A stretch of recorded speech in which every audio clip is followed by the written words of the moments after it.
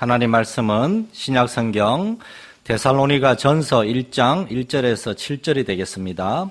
신약성경 334쪽 데살로니가 전서 1장 1절에서 7절입니다.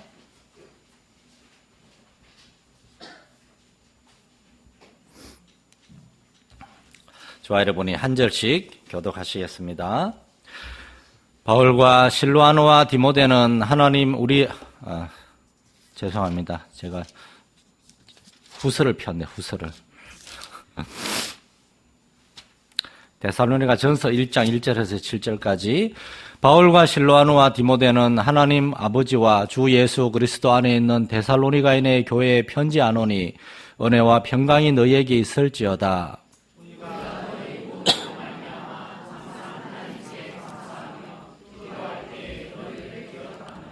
너희의 믿음의 역사와 사랑의 수고와 우리 주 예수 그리스도에 대한 소망의 인내를 우리 하나님 아버지 앞에서 끊임없이 기억함이니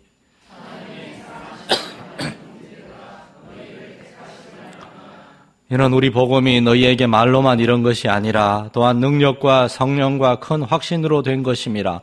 우리가 너희 가운데서 너희를 위하여 어떤 사람이 된 것은 너희가 아는 바와 같으니라.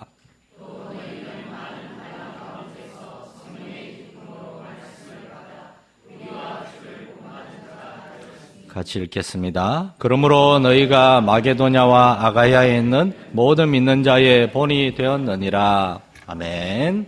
할렐루야. 예배신 여러분 환영합니다. 올해는 2023년 마지막 주일인데 지난 한 해를 돌아보면서 말씀을 전할까 생각도 했는데 이미 여러 번 그런 말씀을 전했기 때문에 그것보다는 2024년 새해를 바라보면서 하나님 우리 교회에 주신 어떤 비전에 대해서 잠깐 나누어야 되겠다는 생각이 들어서 2024 우리의 비전 이런 제목으로 오늘 말씀을 정했습니다. 우리 교회 표어는 변함없이 하나님의 말씀이 이끄시는 교회입니다. 그러나 매년 목회의 중점 사항들은 조금씩 바뀌고 있습니다.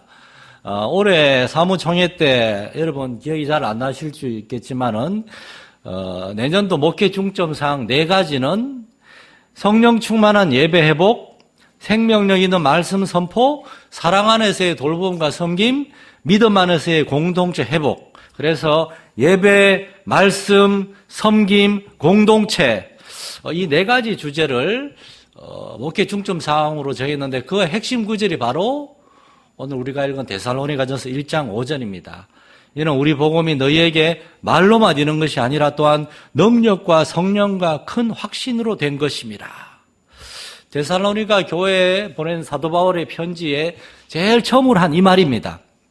데살로니가 교회가 이런 교회가 되게 해달라고 사도가 기도하면서 편지를 보냈는데 오늘 우리가 읽은 1절에서 7절을 쭉 보면은 이 바울 사도가 데살로니가 교회를 굉장히 사랑하고 자랑스러워하고 있다는 그러한 사실을 우리가 알 수 있습니다. 데살로니가 교회에 대해서 사도가 왜 이런 마음을 갖고 있는가? 이게 바로 새해에 저희가 하나님 앞에서 기도하면서 붙들어야 될 메시지라는 겁니다. 데살로니가 교회. 첫 번째로 데살로니가 교회가 어떤 교회인가 하면은 사도들이 전한 복음이 그들에게 전해졌을 때 그들의 삶 속에 실제적인 변화의 역사가 나타난 교회. 하나님의 말씀이 허공에 그냥 수많은 설교들이 매일도 설교를 듣죠, 여러분. 뭐 텔레비만 켜면 컴퓨터, 인터넷, 핸드폰만 들어가면 얼마나 많은 설교들이 듣습니까? 저도 일주일에 10번 이상이 많은 설교를 합니다. 그 수많은 설교 말씀들이 허공에 흩어지는 소리로 메아리로 사라지는 것이 아니라 그것이 우리의 심령에 새겨져서 우리의 마음으로 받아서 우리의 삶의 실제적인 변화로 나타나는 그러한 교회. 데살로니가 교회가 이런 교회였고 우리 교회도 이런 교회가 될 수 있기를 소망합니다, 여러분. 말씀을 들어도 이게 많은 말씀을 듣죠. 그걸 다 기억하기는 어려워요. 저도 한 달 전에 무슨 설교했는지 설교 제목 기억이 잘 안 납니다. 그러나 그 말씀을 들을 때 집중하면은 그 시간 그 말씀이 우리의 마음에 새겨지는 게 있어요. 오늘 말씀에서 아마 여러분이 이 중요한 말씀들이 많은데 그중에 3절 말씀을 많이 들어봤고 마음에 아마 많이 새기고 있을 겁니다. 너의 믿음의 역사와 사랑의 수고와 우리 주 예수 그리스도에 대한 소망의 인내. 이 데살로니가 교회는 믿음과 소망, 사랑이라는 이 중요한 세 가지 기독교의 덕목들, 교리들이 그들에게 실제로 삶 가운데 나타나는 교회였습니다. 바울 사도는 고린도전서 13장 13절에서 이런 말을 했습니다. 그런즉 믿음, 소망, 사랑 이 세 가지는 항상 있을 것이다. 기독교인의 삶에서 믿음, 소망, 사랑 이것은 언제나 나타나야 될 가장 중요한 요소들인데 데살로니가 교회에 이러한 것들이 나타났다는 겁니다.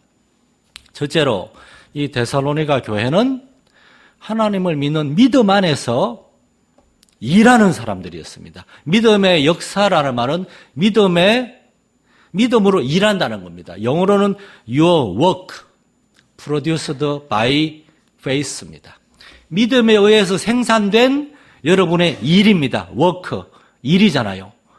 데살로니가 성도들은 주의 일을 하는데 믿음으로 일했다는 겁니다. 이게 왜 중요한가 하면은 우리가 많은 일을 할 때 믿음으로 일하지 못할 수도 있기 때문입니다. 우리가 교회에 사는 일뿐만 아니라 우리가 세상에 사는 모든 일들, 예수 믿는 사람들이 믿음으로 해야 돼요. 믿음으로 한다는 말은 고린도 후서 5장 7절에 하면 우리가 믿음으로 행하고 보는 것으로 행하지 아니한다.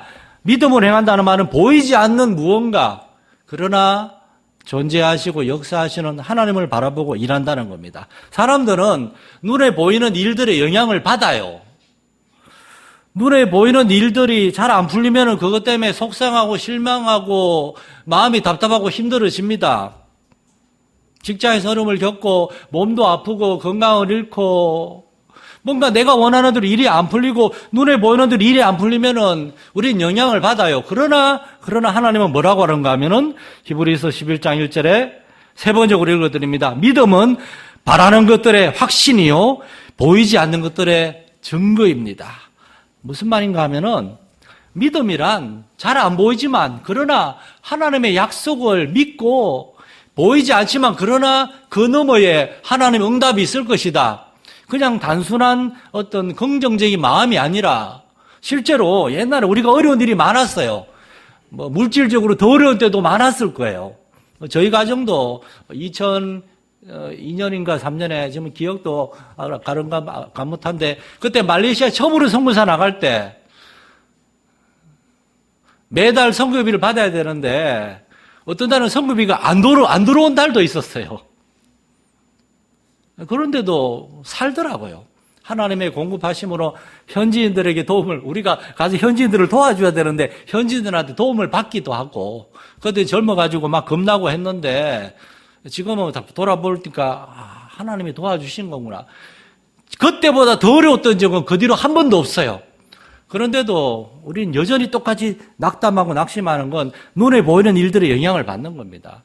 여러분 올해 우리가 원하는 일이 안 풀리고 삶이 어려웠을 수도 있어요. 내년에 똑같은 일이 일어나지 않을까 그런 마음 갖지 마시기 바랍니다. 내년에는 하나님이 올해 어려운 일 가운데서 우리가 참고 인내했으니까 내년에는 하나님이 반드시 회복시켜 주실 것이다. 믿음으로 고백하고 선포할 수 있기를 축원합니다.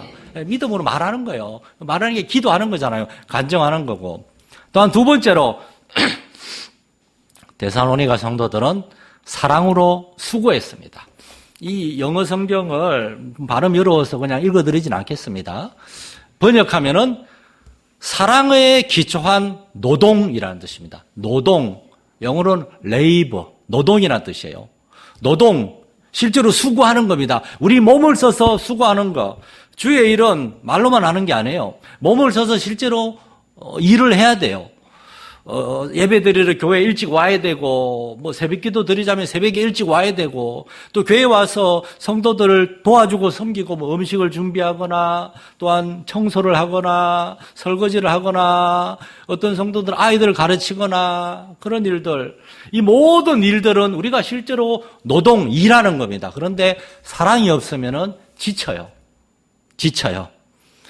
이 사랑은 첫 번째로는 우리의 사랑이 아니라 하나님의 사랑이어야 됩니다. 우리가 먼저 사랑을 많이 받아야지 하나님이 날 이렇게 사랑하시고 하나님이 나를 사랑하셔서 나를 위해 이 땅에 오셨구나. 예수님이 바로 하나님의 사랑이 이렇게 나타난 바 되었으니 예수님 우리를 위해 오셨잖아요. 그래서 우리도 그 하나님의 사랑으로 우리가 용기를 얻어서 우리가 쉽게 지치지 않고 속상하거나 열받거나 답답하고 포기하고 싶고 왜 나만 이렇게 수고해야 되나, 그러한 사람들이 하나님의 끝까지 포기하지 않는 이 사랑을 깨달았을 때 우리도 그래, 좀 더 힘을 내자, 좀 더 열심을 내자. 언제까지요? 죽을 때까지만 수고하면 됩니다.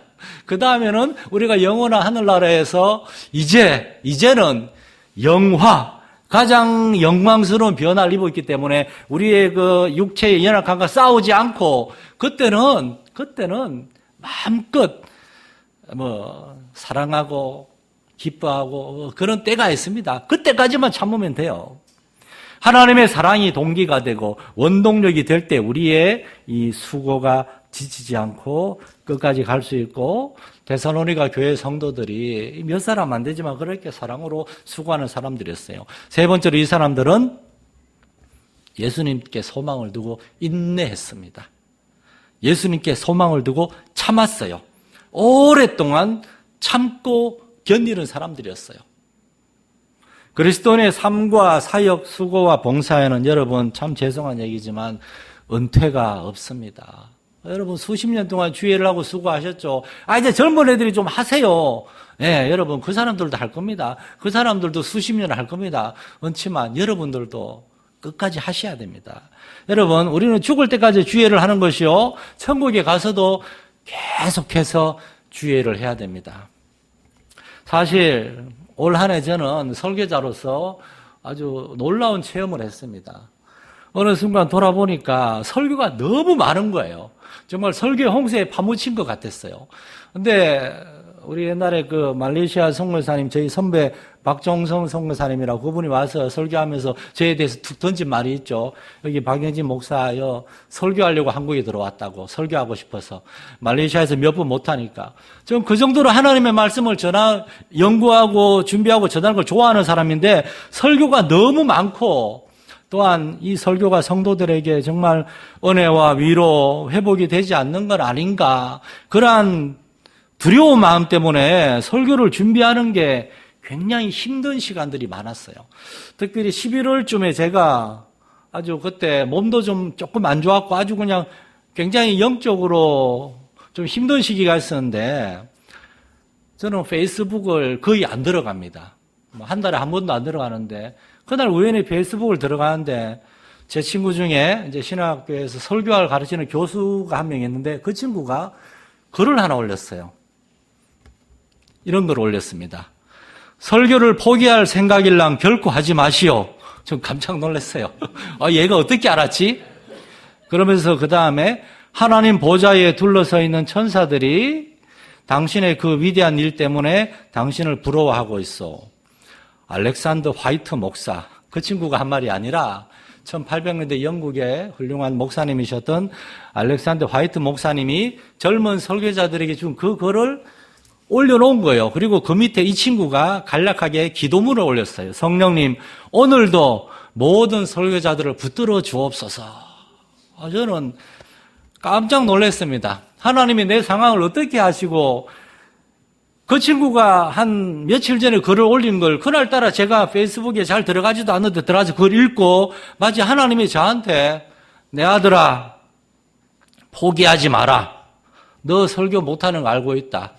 그러나 내가 됐다고 할 때까지 포기하지 말고 계속 해라. 여러분도 제 부족한 설교를 한동안은 더 들어야 될 것 같습니다. 여러분, 우린 포기하지 말아야 됩니다. 우리가 하는 일에 우리 스스로나 다른 사람이나 마귀가 막 계속해서 우리에게 실망감을 줄 수 있지만, 그러나 하나님은 여러분을 기뻐하는 줄 믿으시기 바랍니다. 사람들의 그 관점이 아니라 예수님이 여러분 어떻게 보고 있는가, 그걸 봐야 돼요. 힘들 때는 멀리 바라야 됩니다.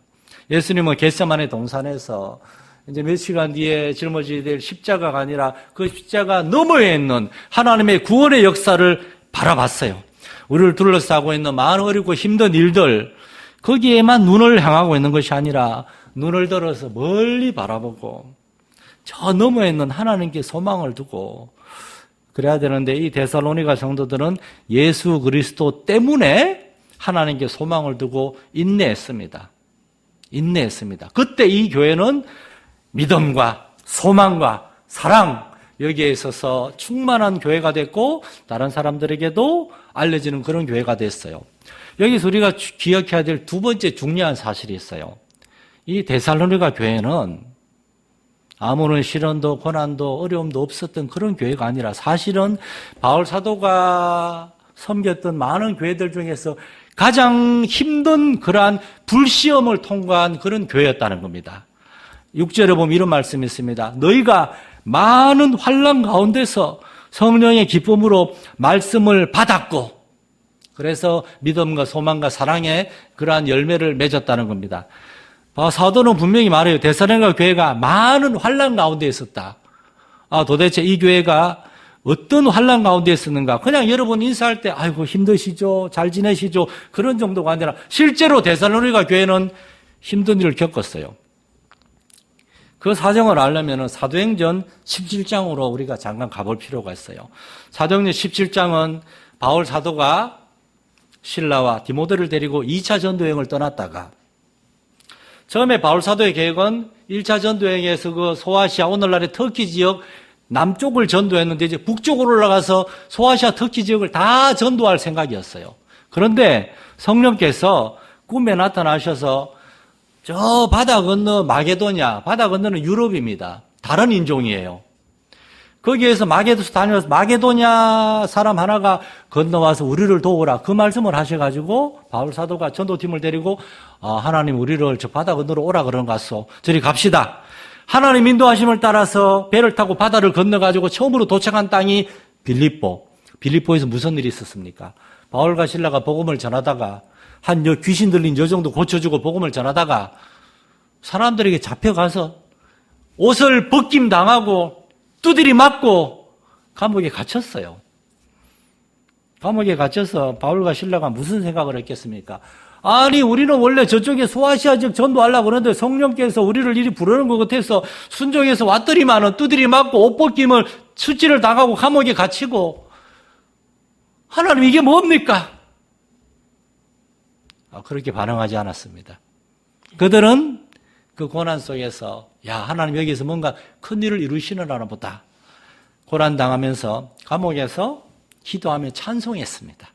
그리고 그들이 기도하고 찬송할 때 감옥 문이 흔들리고 지진이 나가지고 많은 죄수들이 도망을 했는데 이 바울과 실라는 도망가지 않았어요. 그것 때문에 그 간수가 목숨을 부지할 수 있었고 그 간수의 집에서 복음을 전하고 그 간수의 집에서 교회가 시작됐습니다. 여러분, 고난을 당하는 것은 어려움을 만나는 건 벌이 아닙니다. 하나님께 순종할 때도 고난 당할 수 있어요. 어쩌면 고난 당하는 어려운 일을 당하는 것 자체가 우리가 하나님께 순종하는 증거일 수도 있습니다. 그래서 바울 사도는 1차 전도 여행에서 복음을 전하고 난 다음에 돌아오면서 그 교회 사람들에게 뭐라고 했는가 하면 우리가 하나님의 나라에 들어가려면 많은 환난을 겪어야 합니다. 나중에 예수 믿는 것 때문에 어려운 일이 생길 건데 미리 준비하라는 겁니다. 그렇게 빌립보에 복음을 전하고 그 다음에 간 도시가 어딘가 하면은 데살로니가예요. 바울 사도는 빌립보에서 고난을 당했지만 교회가 세워지고 했으니까 데살로니가에서도 거기에는 회당도 있었어요. 회당은 유대인들이 10명 이상 있어야 되는데 빌립보에는 회당이 없었어요. 유대인이 별로 없었어요.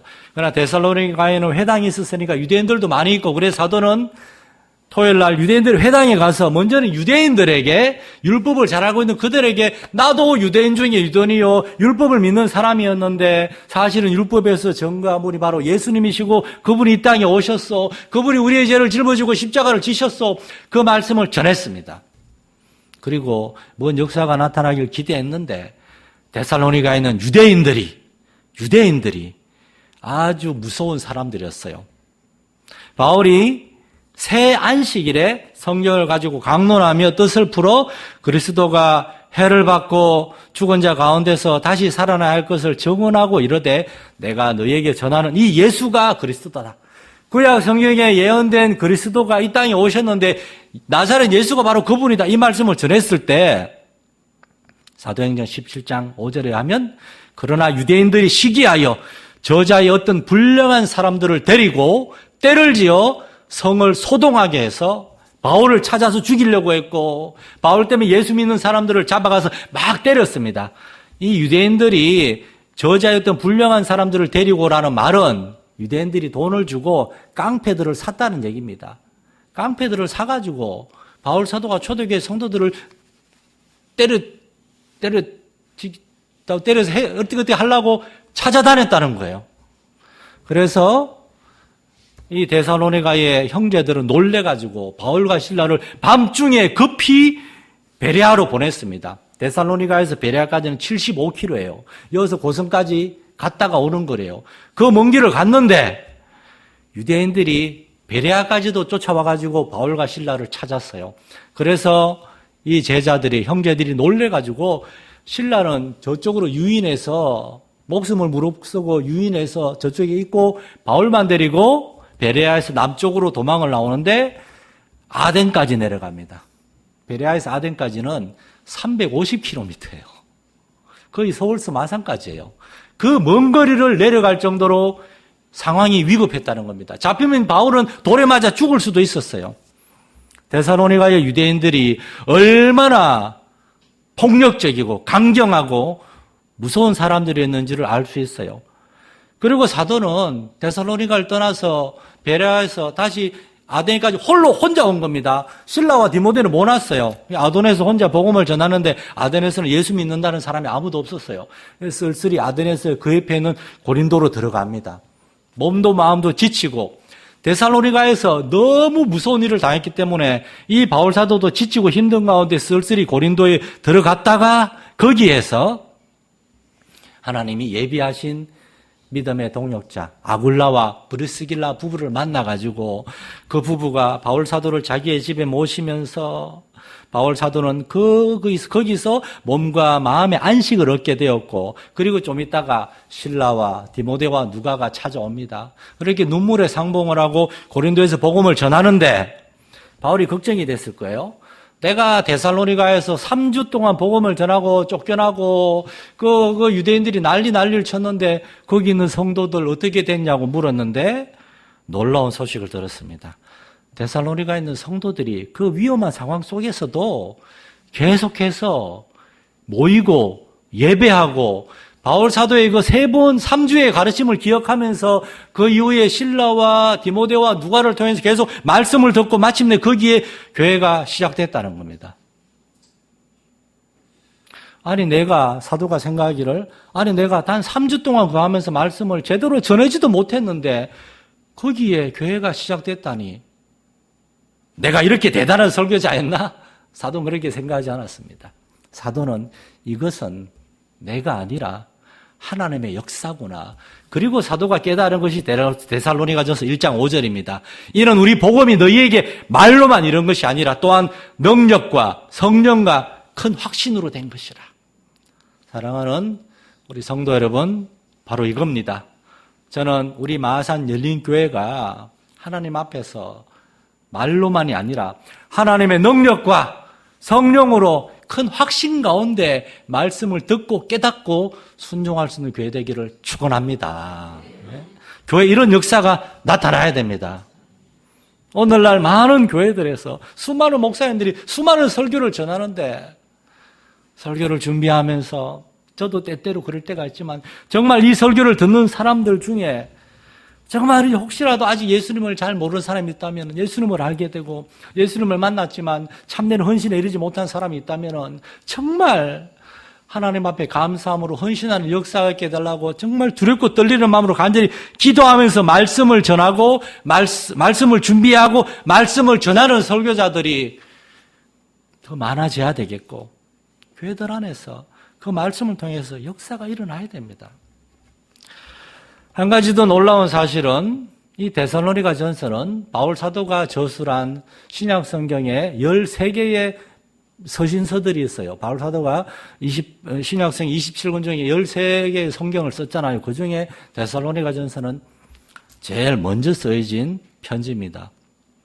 왜냐하면은 데살로니가를 내려와서 베레아에서 아덴까지, 그리고 아덴에서 고린도에 온 다음에 바울사도 몸도 마음도 지쳐 있었지만 실라와 디모데 누가를 통해서 데살로니가의 교회가 시작되는 소식을 듣고 사도는 너무나 감사한 마음으로 그 자리에서 즉각적으로 펜을 들어서 편지를 쓴 겁니다.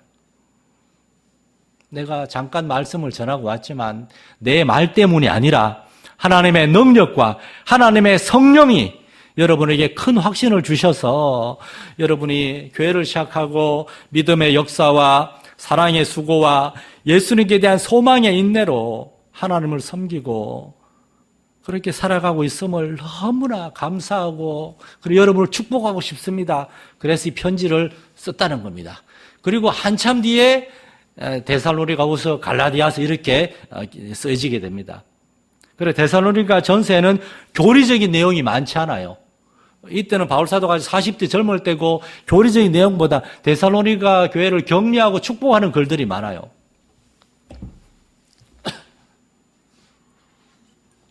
여러분, 데살로니가 교회는 온실처럼 안전하고 편안한 가운데서 예수 믿은 그런 사람들이 아니었습니다.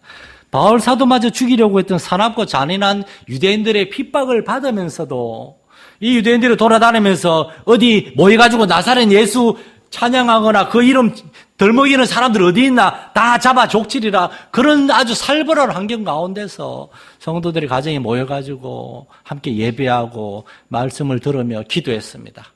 그리고 하나님께서 그들에게 역사하셔서 데살로니가 교회에 놀랍게 역사하셨어요.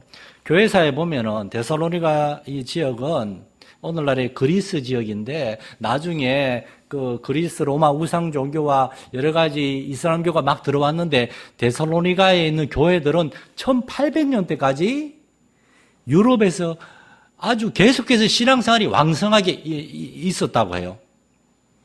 하나님은 이렇게 시련과 어려움 속에서 믿음을 붙드는 사람들에게 특별히 놀랍게 역사해 주시는 것 같아요. 모든 일이 어려움도 없고 편안하고 안정적인 그러한 환경에서 신앙생활하는 그러한 사람들이 아니라 여러분도 보세요. 이렇게 편안한 의자에 이렇게 따뜻한 히터 있으니까 막 잠오고 그러죠. 막 에어컨 히터도 안 되고 딱딱한 나무 의자에 앉아 있으면 그냥 집중하게 됩니다. 이렇게. 여러분, 하나님은 우리에게 성령을 통해서 큰 복을 주겠다고 약속을 해요. 그러나 그 복은 첫 번째로는 영적인 복입니다. 물질의 복은 영적인 복에 종속되어 따라오는 복이에요. 데살로니가 교회처럼 믿음의 역사와 사랑의 수고와 소망으로 그들이 인내할 때 그들이 영적으로 하나님 앞에 복받을 준비가 됐을 때 하나님은 그들에게 물질의 복도 주셔서 그들을 통하여 하나님이 주신 물질이 올바르게 쓰여지게 하는 겁니다. 우리가 영적으로 준비도 되지 않았는데 물질을 주시면 막 그거 가지고 우리 자신을 위해 그렇게 창고를 짓는 그런 어리석은 부자가 될 수도 있어요. 물론 하나님 안 믿고 전혀 준비되지 않은 사람들도 물질의 복을 받을 수도 있어요. 그러나 그것은 복이 아니라 저주가 될 수도 있습니다. 하나님 안 믿어도 복 받네. 하나님 안 믿어도 아무 문제 없네. 잘 사네. 그렇게 생각하고 결국 하나님께 돌아오지 않는다면은 그 물질의 복이 그들에게 축복이 되겠습니까? 우리는 눈에 보이는 것을 따라 믿는 사람들이 아니고 눈에 보이는 것을 의지해서 살아가는 사람들도 아닙니다. 우리는 보이지 않지만 영으로 계시는 하나님이 살아계시고 하나님께서 우리의 삶을 그 능력으로 붙들어 주시고 우리가 하나님의 성령님, 우리 언제나 함께 하시는 성령님을 믿고 의지할 때 하나님 우리의 삶을 책임지고 돌본다는 믿음을 가지고 살아가는 사람들입니다. 우리 마산연일교회 성도들의 삶에도 데살로니가 교회처럼 여러분의 삶에도 안으로 밖으로 많은 어려움들이 있었고 아직도 그 어려움의 한가운데 있는 사람들이 있을 거예요.